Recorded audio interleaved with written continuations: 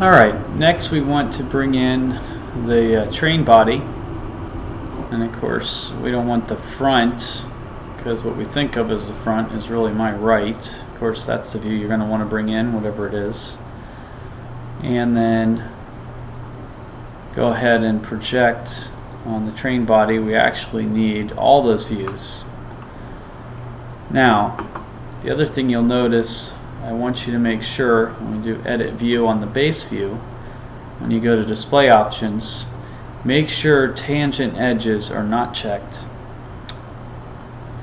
And then your other views, you'll notice it is nice to see the hidden lines on the front, the right view of the train here, this view that we're calling the front. But the other views, we don't want to see all those hidden lines. So right here there's a check mark to take that off of the base, because that inherits however you dimension the base, and remove the hidden line. It just really cleans up the drawing and is going to make it much easier to do.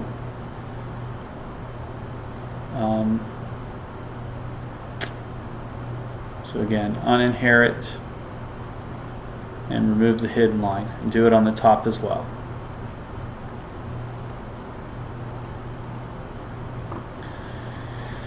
Okay, so those are all the views we need. And again, in terms of annotating, remember that your holes need center points. So you remember to do those. It's a good idea to add your center points on.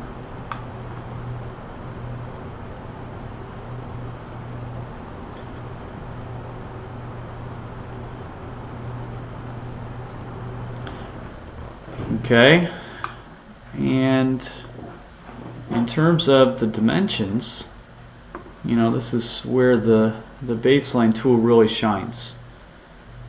I want to dimension all my features left to right across the front view. How many different dimensions do we have there? And continue, and that'll create them all. And then how many different heights do we have on that?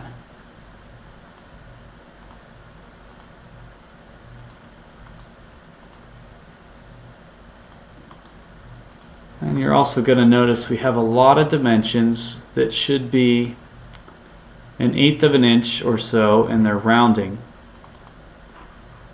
So you can double click and change it to 3 decimals.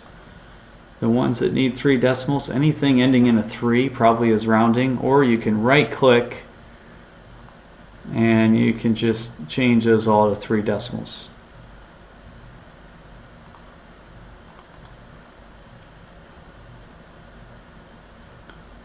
Okay, and that's going to happen in a lot of places on the train.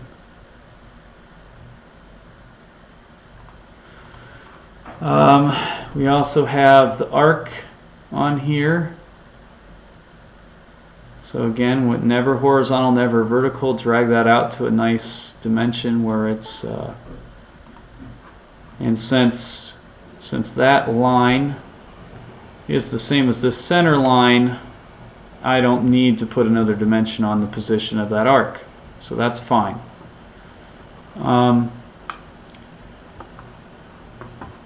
Other dimensions that I'm going to need, of course, there's the arc across the back side, and if I do baseline across the back,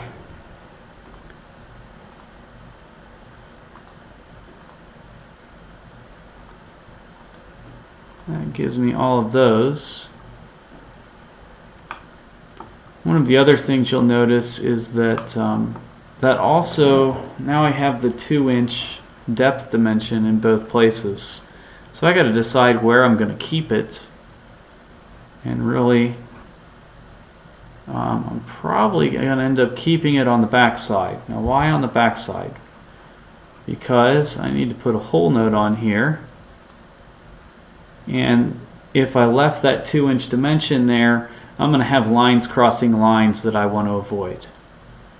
So of course when I put my hole note on there, we did this when we did the drill block, we're going to need to add a quantity note to that.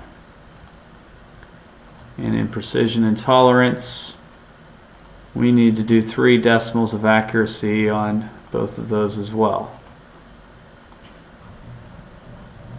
Okay.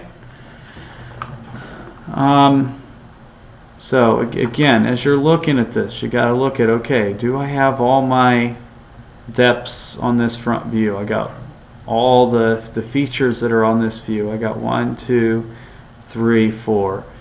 I have 3 heights that are on this view, and then I have to dimension my arcs and make sure those are positioned. The one off the back side here then, and I know I didn't do the side view yet, I'm also going to need hole note there. And you know, maybe I do want that down here. Of course, if I put that there, that means I don't want that 2-inch dimension there. Well, where else can I put it? I have the top views, so I could put it up there. Although I should have the position of that hole marked.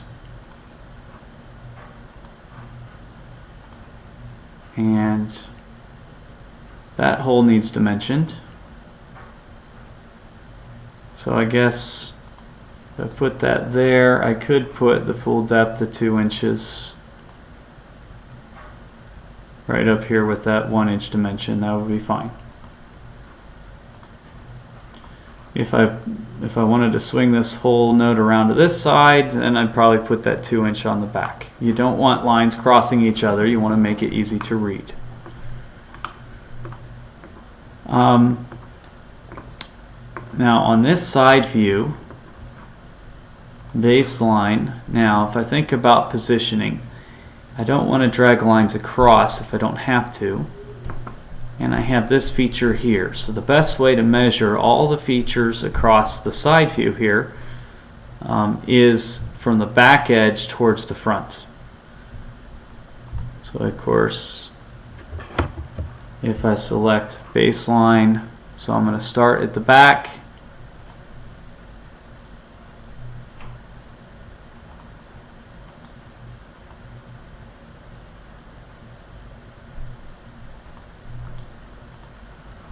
And that will create those. And then I'll do another baseline set.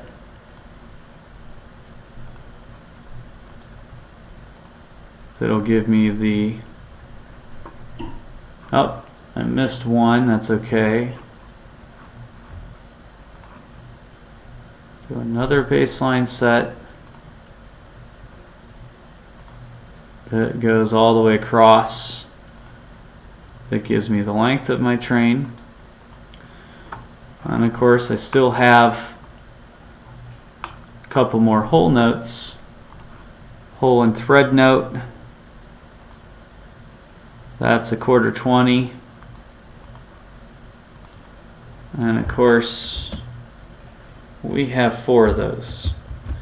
Now in this case, if you inserted the quantity note, it would only tell you there's 2 of them. And you know what? That's missing the depth.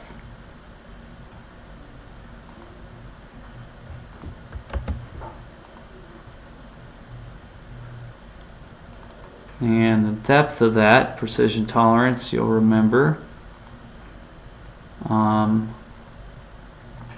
was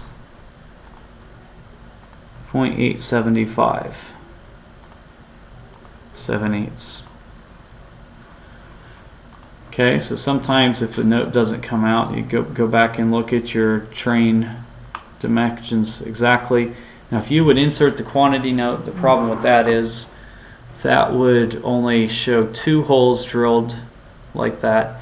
We actually have 3 holes drilled, so or 4 holes, 2 from each side. So you know, in order to, I don't think it's worth bringing in the opposite side view to dimension, hey, there's holes on the other side. That's kind of obvious. And then when you're done with this, of course, we are trying to fit a lot of information on one sheet. So, when you're done, let's get the train, leave a little bit of a border between that view and the other views, and bring everything together. Oh, I'm missing something, aren't I?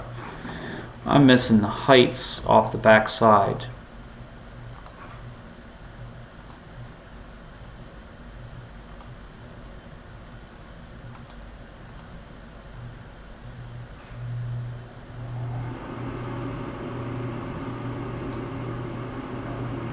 And I'm also missing the height of the holes. Now again, because of the other lines that are on there, the best place to put that might be on this side.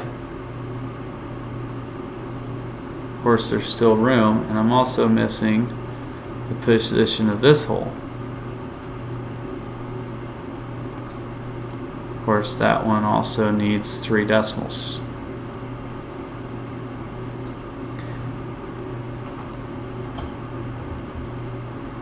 Okay, so now let's just double check and make sure we've hit everything. We got all the depths from that view, all the heights from that view. We got features dimensioned. We have all the different lengths, hole positions. Oh, we're missing something else. A couple more things. And this is why you have to get used to double checking. We're missing this height as well. That's 0.88. Of course, that also needs 3 decimals accuracy. So again, what am I missing? I'm going bottom to top. That's how I saw I was missing this line. This is determined by the arc. So the height of this we're not worried about. The height of this we're not worried about because it's determined by this arc, which I have to mention on the back side. And I'm also missing the arc off the back side.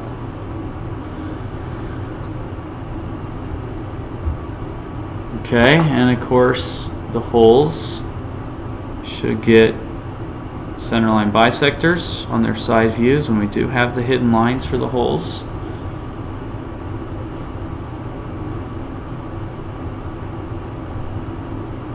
And now I think we're finally fully dimensioned.